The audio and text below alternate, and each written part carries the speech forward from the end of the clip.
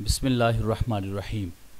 سلسلہ القاب المحدثین، اس میں آج جس لقب پر میں بات کروں گا وہ ہے ابن خلقان۔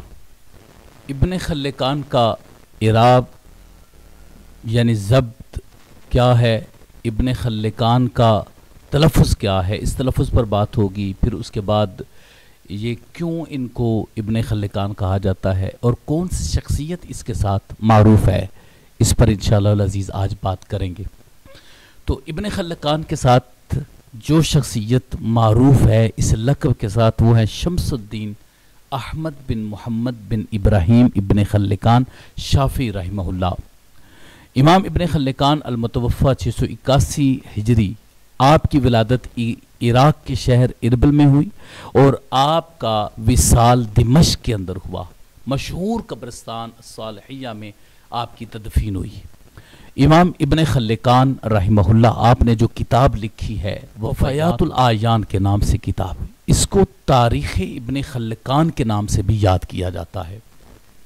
امام ابن خلقان کی کتاب وفیات العیان یہ راویوں کے احوال پر ہے، بہت ہی زبردست کتاب۔ اس کے اندر آپ نے جہاں احوال بیان کیے ہیں وہاں پر آپ نے بہت سے القابات کے اعراب بھی بیان کیے۔ بڑی انفارمیٹیو کتاب ہے وفیات العیان۔ ان کو مورخ اور ان کو محدث بھی کہا جاتا ہے۔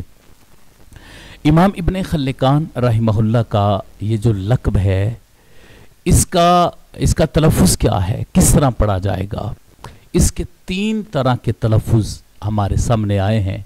ایک تلفظ یہ ہے کہ اس کو ابن خلقان پڑھا جائے گا بفتح الخاء وکسر اللام المشددہ، لام مشددہ ہوگا اور اس کے نیچے کسرہ ہوگا اور خاء کے اوپر زبر ہوگی۔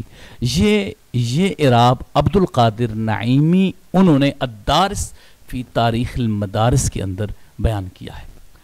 یہاں علامہ ابو الفیض علامہ مرتضیٰ زبیدی رحمہ اللہ نے تاج العروض کے اندر بھی اس کا ایک اعراب بیان کیا ہے۔ فرماتے ہیں خلقان بکسر و تشدید اللام المکسورہ، فرماتے ہیں کہ خا کی کسرہ کے ساتھ اور لام مشددہ اس کے کسرہ کے ساتھ خلقان، انہوں نے اس کا اعراب خلقان بتایا۔ تو اس کا مطلب ہے کہ خلقان اور خلقان یہ اس کے 2 اعراب ہوئے۔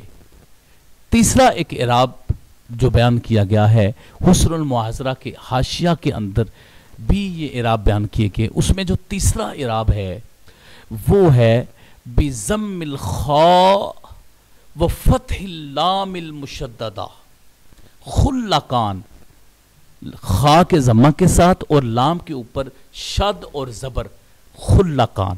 تو اس اعتبار سے اس کے 3 تلفظ ہمارے سامنے آتے ہیں۔ ایک تلفظ سامنے آیا خلقان، ایک خلقان اور ایک خلقان، یہ 3 طرح کے تلفظ سامنے آئے۔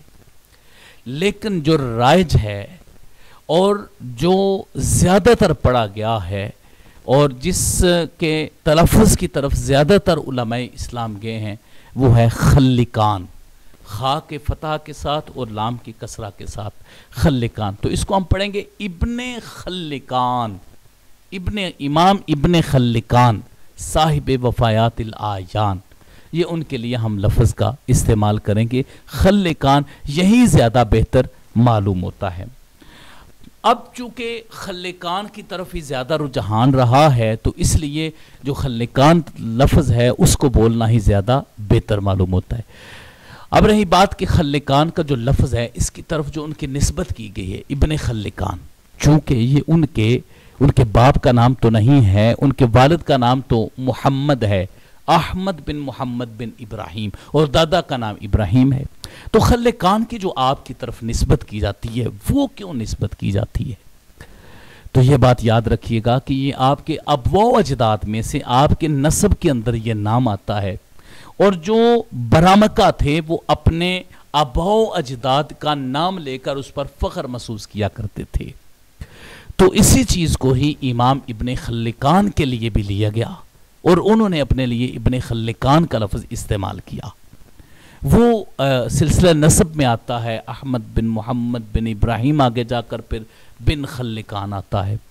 تو اس لیے جو آپ کو ابن خلکان کہا جاتا ہے، آپ کے ابواء و جداد میں سے جو خلکان تھے وہ معروف تھے، زیادہ اہم رہے ہیں اپنے دور میں، اسی لیے امام ابن خلکان نے اپنے ابواء و جداد میں سے ان کی طرف نسبت کر کے اپنے آپ کو ابن خلکان کہا ہے۔ اب یہاں پر ہمیں یہ بات سمجھ میں آ گئی کہ ان کا جو عمومی اعراب ہے جس کی طرف زیادہ رجحان پایا جاتا ہے وہ خلکان کے ساتھ ہے، ابن خلکان، اور جو اس کی نسبت ہے وہ ان کے ابواء و اجداد کی طرف ہے۔ اللہ رب العزت امام ابن خلکان کی اس کاوش جو انہوں نے تاریخ ابن خلکان یعنی وفایات العیان کے نام سے کتاب لکھی ہے، جو یقیناً ذخیرہ حدیث کے اندر کام کرنے والے طالب علم کے لیے بہت بڑی اللہ تعالیٰ کی نعمت ہے۔ اللہ رب العزت آپ کے درجات بلند فرمائے اور آپ کا علمی فیض ہمیں بھی عطا فرمائے، آمین یا رب العالمین۔ صلی اللہ علیہ حبیبی سیدنا محمد و آلہ وسلم۔